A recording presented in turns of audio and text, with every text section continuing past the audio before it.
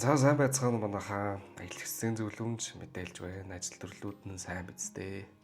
За тэгээд энэ удаа би Америкийн нэгдсэн улсын аяллаа визний ярьцлагын талаар бяцхан зөвлөгөө өгөх гэж байна. За визний ярилцлага нь өөрөө маш чухал виз авалтын маш чухал зүйл ээ. Яагаад чухал вэ гэхээр ингэж байгаа юм. Та визэнд орохоос өмнө өөрийн анкет болох DS 160 маягтыг бөглөж байгаа штэ тий. За тэр DS 160 маягтын дотор таны бүх мэдээлэл чинь байгаа да. Ажлын газрын тодорхойлол, гэрийн хаяг, гэр бүлийн байдал, төгссөн сургууль, Facebook, сошиал медиа хаяг, аялал жил суус орнууд гэд урд нь хэрэг төрөхд орооцолж ирсэн үү гэд энэ бүх мэдээлэл чинь өөрөө DS 160 маягт штэ тий. Тэрийг Америкийн нэгдсэн улсын элчин хүлээгээд авчиж байгаа. Хүлээж авсны дараагаар тэдгээрийг танаас эргүүлээд асуух, ярилцах тий.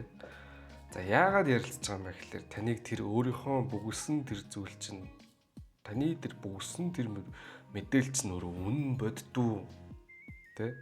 Таны body language чинь биеийн хэлэмж чинь өөрөө үнэн зөв илэрхийлж гинөө гэдэг зүйл байхгүй. Тэгэхээр хамгийн нэгдүгээрт өөрийнхөө өгөх мэдээллүүдээ дотроо сайтар бодоод сандрахгүй, твдэхгүй, гацхгүйгээр өөрийнхөө ярьж байгаа юмыг сайхан илэрхийлээд өөртөө итгэлтэйгээр илэрхийлээрэй гэж байгаа юм. Нэгдүгээрт. За хоёрдугаарт. За элчингийн ярилцлаганд орлоо. Хамгийн эхний асуулт юу вэ гэхээр таны очих гэж буй зорилго юу вэ гэж асуув. За тэгвэл энэ дээр юу гэж хариулвал зүгээр байд юм бэ гэхээр энэ алдаануудыг хэлье те. Манайхан ингэдэг. За би зүгээр явах гэсэн юм уу? Аялах гэсэн. Би зүгээр нэг 2-3 хүүхдүүдтэй 2-3 хоног аялах гэсэн. Аль эсвэл за 2-3 хоног цааш. За зүгээр миний мөрөөдөл Америк нэгдсэн улс руу аялах. Аль эсвэл би нэг хэд танаг аялчаад ирё. Хүн болгон тэр мэдээллийг өдөр болго өгж байгаа байхгүй юу? Тэгэхээр та жоохон арай өөрөөр ярьж болно шүү дээ тий. Жишээ нь за доржоо гэдэг үнийг жишээ авчи. За доржоо гэдэг хүн болохоор за бейсбол үзэх дуртай байлаа гэж дээ. Америкч бейсболоор алдартай шүү дээ. Тэр мэдээллийг яг интернетээс хараад өөрийнх нь дэмждэг баг нь ямар баг юм. Тэр багийнх нь тоглолт нь хаана болох юм, аль хотод болох юм тий. Тэрийг ингээ үзчихэд эргэн тойрох хотуудаар ингээд аялнаач гэдэг юм. Аль эсвэл ууланд аялдаг хүмүүс манайхан ч ууланд алхаад байгаа шүү дээ. Тийм ууланд аялах дуртай хүн болохоор Сан Франциско яваад Сан Францискогоос Йосемите National Park руу ингээд алхах юм аа. 2-3 хоногийн аялал хийх юм аа, кемпинг хийх юм аа. Эсвэл бүр шүхрээр өсөх дуртай хүн байж болно тий. За аль Сиатлаас ингээд нисэж байгаа сүхрээр ингээ өсрөх гэдэг юм уу. За жишээ нь эсвэл аялал жуулчлалын би жишээ нь ингээд аялал жуулчлалын мэргэжилтэй хүн. Анх виз мэдүүлж явахдаа ингээд аялах явцдаа би ингээд аялал жуулчлалын туршлага ингээд туршлагаа ингээ хараад тэгээд монголчуудын ингээд сайхан ингээ хариуцлагатайгаар ингээ аялуулнаа гэж бас орж исэн. Тэгээд за тийм байна. Иймэрхүү сонин содон тий. За тэнгүүд за ингээд сонин содон өөртөө тохирсон энэ зүйлээ бодож байгаа.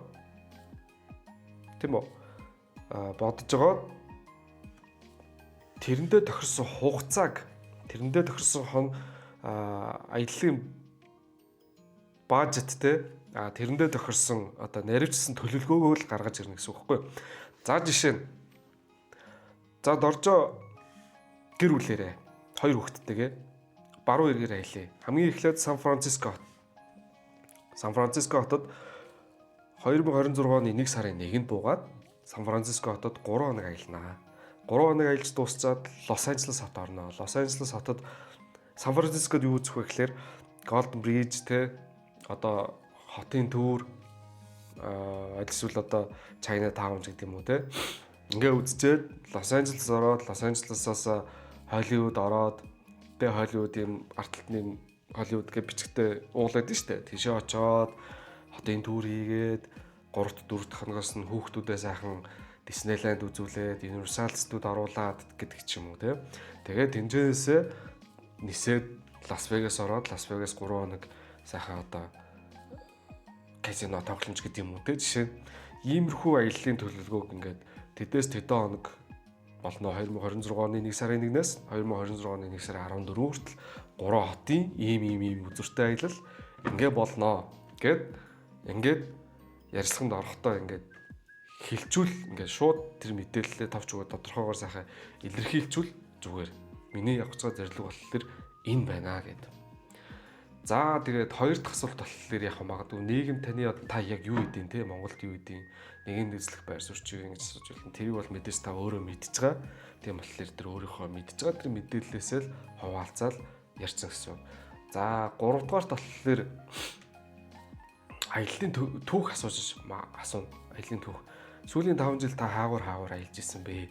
Тэнгүүт за би сүүлийн 5 жил ийм хүмүүс орноор ингээд аялж исэн.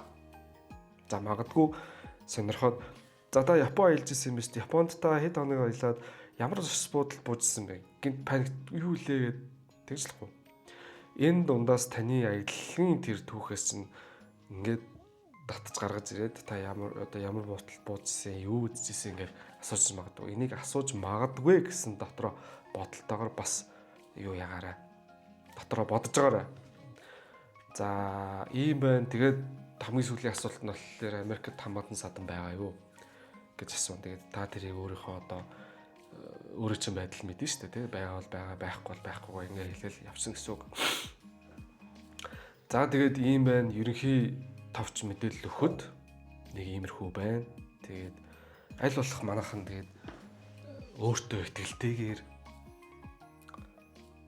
тий одоо шууд ганц хоёр үг хэлчихэд орхичих биш. Ингээд нэг юм доошоо хараач гэдэг юм уу те. Яг ярьсанд ороход таны ингээд шууд нүднээс ч хараад надтай ингээд ярилцсан юм шиг ярихгүй. Танаас нэг асуучвал компьютер дээр ингээд юм хийгээл таны авсан юм чинь тэмдэглээл нөгөө таны өгсөн DS 160 маягт чинь мэдээлэл чинь тэр хүний компьютер дээр гараад ирсэн байгаа. Тэр хоёр мэдээллийг таны өгсөн мэдээлэл таны явуулсан таны ярьж байгаа мэдээлэл таны явуулсан мэдээллийг хооронд чинь ингээд анализ хийгээд ингээд явчих واخгүй юу. Тэгэхээр та өөртөө маш ихтгэлтэйгээр гацч төгөдрөхгүйгээр сайхан ихтгэлтэйгээр ингээд сайхан бэлдээд ярилцлаганд ороод тэгээ сайхан аяллахаа визээ аваад сайхан хариуцлагатайгаар аялаарай гэж хүсье. За тэгээд нэрээ дутуу ингээд ярьсан байж магадгүй. Тэгээ би аль болох нуршихгүйгээр ингээд мэдээлэл өгөх гэдэг байхгүй манайхаа. Тэгээ яаж хаад